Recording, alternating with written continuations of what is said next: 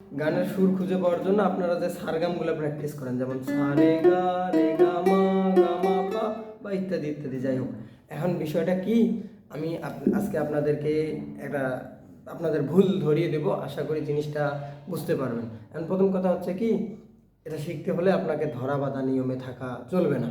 এক কথায় যে আপনি যে এই যে সারগামটা প্র্যাকটিস করতেছেন, গানে যে এই আপনার এই সারগামই ব্যবহার হবে, ব্যাপারটা কিন্তু এমন নয়। আমি অনেকবার অনেক ভিডিওতে বলেছি যে গানের সময় আমাদের সুরগুলাকে বা সারেগামাকে উলট পালট করে বাজানো হয়। সারেগামাটা বাসাবাড়ির সিঁড়ি, ওই যে 1 নম্বর সিঁড়ি থেকে 5, 5 থেকে 3, 3 থেকে 4, অর্থাৎ সুরগুলা উঠানামা করে। এখন আপনি সারেগামাটাকে সুরটাকে খুঁজে পাওয়ার জন্য যে সারগামগুলো প্র্যাকটিস করেন, এটা ভালো, আমি বলবো না যে এটা খারাপ, কিন্তু তার থেকেও ভালো প্র্যাকটিস হয় যদি আপনারা সারেগামাটাকে এমনভাবে প্র্যাকটিস করেন যেহেতু গানের নোটগুলার এলোমেলো ব্যবহার হয়। আপনি এখানে একটা ধারাবাহিকতার মধ্যে প্র্যাকটিস করতেছেন, সারগাম যেটাকে বলে। আমি রিকমেন্ড বা রিকোয়েস্ট করব আপনাদেরকে প্র্যাকটিসটাকে এভাবে করেন। কেমন?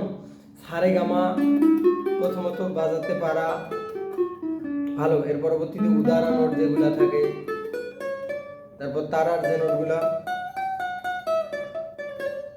উদারা মুদারা তারা, সব জায়গার নোটগুলাকে আগে ভালো মতো চেনেন। কেন চেনার কথা বলতেছি? কারণ গানে উদারা মুদারা তারার সবগুলো নোটেরই ব্যবহার হয়। অর্থাৎ যখন চিনলেন তখন কি করবেন জানেন? দ্রুত দাদরা তালের কথাই যদি বলি, তো সাধারণভাবে যারা নতুন শেখে দ্রুত দাদরা তালটাকে অনেক বেশি প্র্যাকটিস করে, এবং দ্রুত দাদরা তালে অনেক জনপ্রিয় গানগুলোও আছে। এবং দ্রুত দাদরা তালের সাথে বাজানোর আমি একটা নিয়ম আপনাদেরকে দেখিয়েছিলাম যে দ্রুত দাদরা তালটা আসলে গানে কিভাবে ব্যবহার হয় দেখিয়েছিলাম না? সেটা ছিল কেমন, যে ডান হাতে আমাদের বাজে কি সা পা সা সা, সা পা সা সা, অবশ্যই গান বাজানোর ক্ষেত্রে এক তারে বাজাতে হবে। সা পা সা সা, টোটাল 4টা টোকা, আমি শুধু ডাউন দিয়ে দেখাচ্ছি। সা পা সা সা, 1 2 3 4, 4টা টোকা হইল না? এই 4টা টোকার সাথে আমরা বাঁ হাতে 4টা নোট বাজাবো। অর্থাৎ এখানে যে সা পা সা সা বলতেছি, এটা না বললেও কিন্তু সমস্যা নেই। আমি যদি 1 2 3 4 এটা বলি এবং তালের যে নির্দিষ্ট ছন্দটা সেটা ঠিক রাখি, তাহলে কিন্তু চলবে। তার মানে কি, ডান হাতে আমাদের তালের একটা নির্দিষ্ট ছন্দ ঠিক রাখতে হবে। ট্যাং ড্যাড ড্যাড ড্যাং ট্যাং ড্যাড ড্যাড ড্যাং, এই জিনিসটা আমাদের ডান হাতে ঠিক রাখতে হবে। এখন এটাকে ঠিক রেখে ডান হাতে টোটাল টোকা পড়তেছে 4টা, এটার সাথে আমরা 4টা র্যান্ডম নোট বাজাবো। যেমন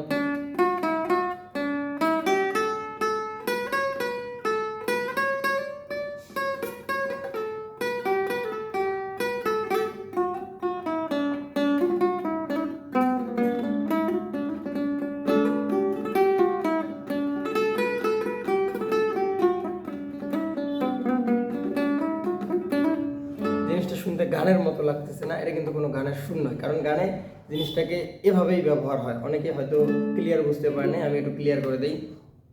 প্রথম কথা হচ্ছে, এই যে সারে গামাটা আছে না, এটা কি উদারা মুদারা তারা সব জায়গায় আমি বাজাতে বা নোটগুলো আমার চিনতে জানতে হবে, এবং হাত আমার যাতে উদারা মুদারা তারা সব জায়গায় যায় বা আমি বাজাতে পারি, এই পর্যায়ে প্রথমত আমাকে যাইতে হবে। এখন আমি যখন কিছু বাজাই, চিন্তা করেন আমি কোনো র্যান্ডম একটা সুর বাজাবো,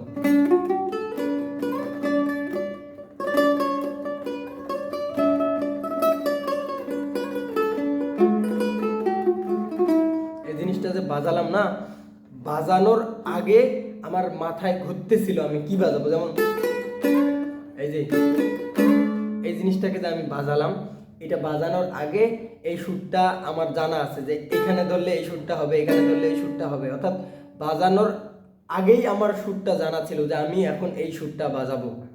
তার মানে যে কোনো ধরনের গান বাজাতে হলে আপনাকে এই যে প্রতিটা ঘরে যে আলাদা আলাদা সুরগুলো আছে সেগুলোকে ভালো মতো চিনতে হবে। শুধু চেনা নয়, ভালো মতো চিনতে হবে যে এই ঘরে এই সুর, এই ঘরে এই সুর। আমি যে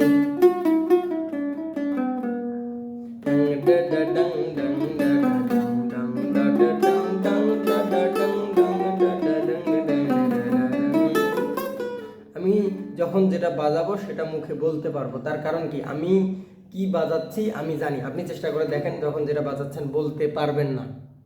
এই যখন আপনি এই যে র্যান্ডমভাবে বাজাতে পারবেন এবং সেটার সাথে হামিং বলেন বা গুনগুন র্যান্ডম করতে পারবেন, সঠিক উচ্চারণ সেটা হবে, তখনই আপনার বুঝবেন যে যে কোনো ধরনের গানের সুর খুঁজে পাওয়ার জন্য আপনি যোগ্য হয়ে গেছেন বা অভ্যস্ত হয়ে গেছেন। এটার জন্য আমাদের যে ব্যাপারটা ছিল, ডান হাতের প্রতিটা টোকার সাথে বাঁ হাতের যে সারেগামাটা আছে সেটাকে আমরা র্যান্ডমভাবে বাজাবো। এই যে র্যান্ডমভাবে বলতে কি, এই যে সায়ের পরবর্তীতে যে রে বাজালাম, তারপরে যে পা বাজালাম, সা রে পা, এখন যে একটা নতুন সুর হইল, এই জিনিসগুলোকে মস্তিষ্ককে চেনানো, অর্থাৎ একটার পর আরেকটা সুর বাজালে যে একটা নতুন সুর হয়, আপনার মস্তিষ্ককে এই জিনিসগুলা বোঝাতে হবে বা আস্তে আস্তে চেনাতে হবে। এখন আপনি যে সারেগামাটা কি বলে যে সারগামগুলা করেন, এগুলোতে আসলে ধারাবাহিক একঘেয়েমি প্র্যাকটিস হয়। আপনি যখনই জিনিসগুলোকে ভেঙে চুরে আপনার মস্তিষ্ককে খাটিয়ে নতুন করে নতুন উদ্যমে প্র্যাকটিস করবেন, তখনই দেখবেন আপনার শেখার যাত্রা অনেক গুণ সহজ হয়ে যাবে। আরও যদি সেটার সাথে গুনগুন করার বা হামিং করার চেষ্টা করতে পারেন, যখনই হামিং করার চেষ্টা করবেন, দুই একটা করে করতে পারবেন। কোন দুই একটা করতে পারবেন জানেন? যে দুই একটা আপনার চেনা থাকবে, তার মানে এভাবে করে আস্তে আস্তে আপনার জিনিসগুলো চেনা হবে। তার মানে ডান হাতে সা পা সা সা, এটার সাথে সারেগামার মধ্যে যতগুলো নোট আছে, সায়ের পরে হতে পারে মা, সায়ের পরে গা, সায়ের পরে পা, চারটা চারটা করে নোট।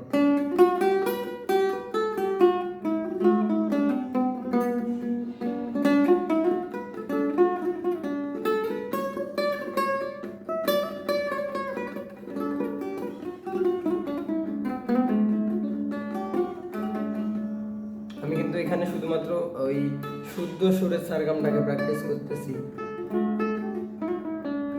আর যদি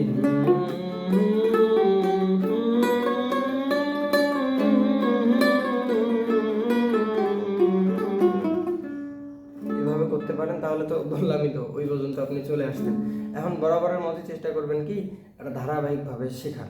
শিখতে হলে আপনারা এলোমেলোভাবে প্র্যাকটিস করেন। এক ভিডিওতে একটা তাল শিখলেন, সেই তালটা কিভাবে গানে ব্যবহার হয় সেই বিষয়টা জানেন না, ভালো কথা। এখন এখানে আমি একটা বিষয় অল্প করে দেখিয়েছিলাম যে তালটা কিভাবে গানে ব্যবহার হয়, অনেকে হয়তো বুঝতে পারবেন না। যেখানে তালের প্রতিটা টোকাকে আমরা ভাগ করে নিয়ে সেটার সাথে একটা একটা করে সুর বাজিয়েছি। এখন আমরা যদি দ্রুত দাদরা তালের গান বাজাতে চাই, গানের সুর যেটা যেটা হবে, মানে এই নিয়মের সাথে যদি আমরা অ্যাপ্লাই করি, প্রতিটা টোকার সাথে ওই সুরগুলাকে ব্যবহার করি, তাহলে আমাদের গানটা হয়ে যাবে। যেমন বকুল ফুল গানের জন্য বকুল ফুলের নোট হচ্ছে সা রে মা মা গা গা রে সা, সা রে মা মা গা গা রে সা। এখন সা রে মা মা সা পা সা সা, 1 2 3 4 সা রে মা মা গা গা রে সা। ওই যে নিয়মটা যেটা ছিল, প্রতিটা টোকার সাথে একটা একটা করে নোট, সা রে মা মা 1 2 3 4 গা গা রে সা, 1 2 3 4। দুইবার তালটা বাজালাম, দুইবার তালটা বাজালাম, আমাদের কিন্তু ওই গানের সুরটা হয়ে গেল। এখন যখন সুর খোঁজার মতো অভ্যস্ত আপনি হবেন, এই টেকনিক ব্যবহার করলেই কিন্তু হয়ে গেল আপনার। এভাবে করে প্রতিটা তালের জন্য কিন্তু বাজানোর নিয়ম কৌশল আছে, আপনাকে অবশ্যই সেই জিনিসগুলোকে শিখতে হবে। তো যারা শিখতেছেন, চেষ্টা করেন একদম শুরু থেকে কিভাবে আপনি জিনিসটাকে ধরতে পারেন, যেহেতু যারা শেখে সবাই নতুন, কিভাবে ধরবেন সেটা থেকে শুরু করে আপনার এখানে একটা লক্ষ্য আছে, আপনি ইউকেলেলেতে যে কোনো ধরনের গান বাজাতে চান। এখন ব্যাপারটা কি, যে আপনার দৈনন্দিন যে কাজকর্মগুলো আছে সেগুলোকে প্রথমত আপনার ঠিক রাখতে হবে। এমনটা না যে খাওয়া দাওয়া ঘুম সব ছেড়ে দিয়ে, কাজ বাজ ছেড়ে দিয়ে সারাদিন এটা নিয়ে পড়ে থাকবেন, ব্যাপারটা কিন্তু এমন নয়।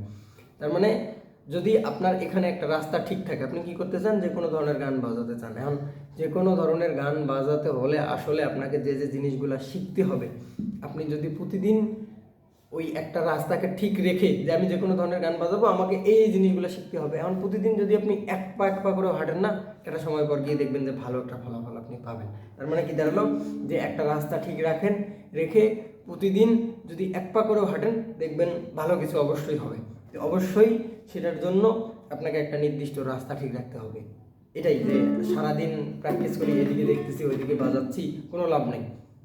এটাই হচ্ছে কথা, যে আমি যে কোনো ধরনের গান বাজাতে চাই, যে কোনো ধরনের গান বাজাতে হলে আমাকে যে যে জিনিসগুলো শিখতে হবে, আমি যদি প্রতিদিন একটা একটা করে সুরও চিনি, একটা একটা করে টোকাও দেই, হয়তো আমার সময় কম, আমার ক্ষেত্রে সময় লাগবে একটু বেশি সময় লাগবে। এটাই তো অনেকেই জানেন, আমাদের একটা কোর্স আছে, সেখানে জিনিসগুলোকে এভাবে করে একদম ধারাবাহিকভাবে সাজানো আছে। কোর্স হচ্ছে রেকর্ডের, অর্থাৎ ভিডিও আকারে।